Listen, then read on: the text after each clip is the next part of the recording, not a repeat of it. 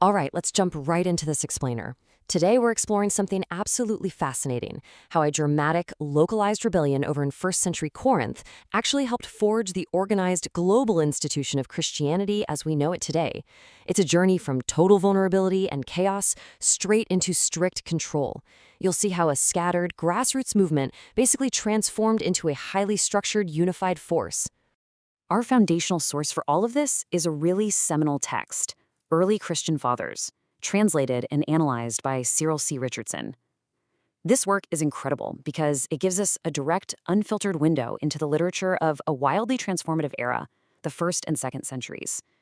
By looking at the exact words of these early church leaders, we get to see exactly how they grappled with some massive existential threats. To understand this massive transformation, here's our roadmap. We'll be covering a church in crisis, the early Christian library, threats from within, the rise of order, and finally, the blueprint of Christianity. Let's kick things off with part 1, A Church in Crisis, the Rebellion in Corinth. So picture this. It's around the year 96 AD, likely right near the end of Emperor Domitian's reign, and the church in Corinth is experiencing a massive, disruptive upheaval. Basically, a group of younger men who were probably feeling like their unique spiritual gifts were just being ignored by the establishment decided to rebel against their older established presbyters. And they actually succeeded in deposing them from leadership. It was a complete breakdown of local order. In response, Clement, who was a leading presbyter bishop in the Roman Church, wrote them a really powerful letter. He said, "You see, brothers, rivalry and envy are responsible for fratricide. Rivalry and contention have overthrown great cities and uprooted mighty nations." Clement hit the nail on the head here, identifying rivalry and envy as the absolute psychological root of this schism. He used Old Testament examples like Cain and Abel and even blended them with Stoic and Hellenistic concepts of order. He essentially took abstract theological history and grounded it in incredibly relatable human drama. Now, Rome did intervene, but not as some authoritative top-down papal decree. Honestly, that kind of authority didn't even exist yet. Instead, they stepped in as a concerned sister church, just pleading for peace. They even sent envoys to make sure things were set right. And this is crucial, because it laid the early groundwork for how Christian communities would begin to govern each other, feeling this sense of shared global responsibility for maintaining order. Moving right along to part 2, the early Christian library, an explosion of texts.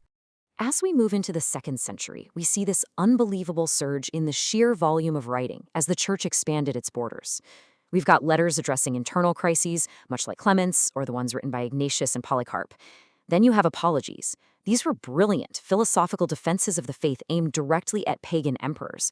On top of that, there's Apocrypha, which was sort of imaginative, almost romanticized folklore meant to fill in the gaps of the Gospels. And of course, martyrdoms, stirring, dramatic accounts of Christians facing death, designed to inspire the faithful. The literary output of this era was just astonishing. Which brings us to part 3, Threats from Within, Battling Chaos and Heresy. With all this massive expansion came some really deep internal fractures. You see, as the young Christian movement grew along the trade routes of the Roman Empire, it wasn't just fighting off external pagan persecution or state-sponsored violence. No, it actually found itself caught between two completely opposite internal threats.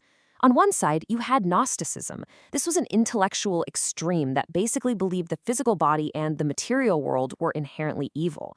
Gnostics rejected the Old Testament God, viewing him as the creator of a flawed world, and they claimed salvation only came through a secret knowledge, or gnosis. But then, on the exact opposite end of the spectrum, you had Montanism. This was a chaotic, prophetic enthusiasm that started in Phrygia. Montanists were all about ecstatic trances, rigid puritanical fasts, and claiming to receive brand new, direct revelations from the Spirit. So the mainstream Catholic Church was stuck right in the middle, being pulled by these two intense extremes. And that leads us to our 4th section, the rise of order, crafting a Catholic consciousness. Faced with these radical extremes, you have to ask, how did the church actually survive? Well, their ultimate solution to battling both Gnostic speculation and Montanist frenzy was to establish rigorous, structured order. They realized that to preserve their foundational teachings, they had to organize tightly. This formed what became known as the Catholic consciousness. The primary anchor of this brand new order was the monoepiscopate. That basically means the rule of a single local bishop. Remember how earlier, like in Corinth, churches were run by local boards of presbyters? Well, as a safeguard against heresy and internal division, the church started elevating just one ruling bishop in each congregation. This leader became the living center of tradition, the one representing the apostolic teaching.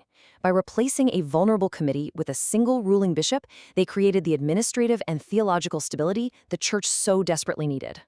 But the bishopric wasn't the only thing. Two other structural pillars were built to defend the faith. The second pillar was the New Testament canon. Because Gnostics like Marcion were just outright rejecting the Old Testament and creating their own heavily edited versions of Luke and Paul, the church was forced to officially formalize a specific list of authorized New Testament books. Then, the third pillar was early creeds. The church developed standardized baptismal confessions, like the early Roman symbol, to definitively outline true belief and unify the faith across the entire empire. Even the daily practical life of the church had to evolve toward order. Originally, early Christians kept Jewish traditions and met for a supper meal on Saturday evening. But, practical realities got in the way. Slaves had incredibly tight schedules and literally couldn't attend leisurely evening meals. Plus, Roman laws started cracking down on unlicensed evening clubs. And honestly, to a Gentile mind, dating a new day from midnight made a Saturday night supper seem like a really odd way to celebrate a Sunday resurrection. So what happened? The liturgy evolved into a highly structured Sunday dawn service. It progressed systematically through lections, then a sermon, intercessory prayers, and finally the Eucharist, or communion. Finally, let's wrap up with Part 5, the blueprint of Christianity, echoes in the modern world. When we step back to look at why this all matters today, we can clearly see that the legacy of this ancient order, canon, liturgy, and leadership is very much still with us. Think about it. The defensive structures they created during this volatile era, things like authorizing a set canon of scripture to fight off Gnosticism, reciting a unified creed, or attending a structured Sunday morning service led by a single recognized leader, these are the direct ancestors of the practices millions of people observe right now. What started out as a desperate survival mechanism against schism and heresy basically solidified into the permanent blueprint of the faith. So I'm going to leave you with this final, provocative thought to ponder. If the early church hadn't faced such intense rebellion like those youths in Corinth, or such extreme internal threats like the Gnostics and Montanists, would the centralized, organized Christianity we know today even exist? It is absolutely incredible to consider that our modern world is shaped just as much by ancient human crises, practical logistics, and the need for control as it is by the beliefs themselves. Thanks so much for joining me for this explainer, and I hope it helps you see the profound history behind the structures so many of us take for granted today.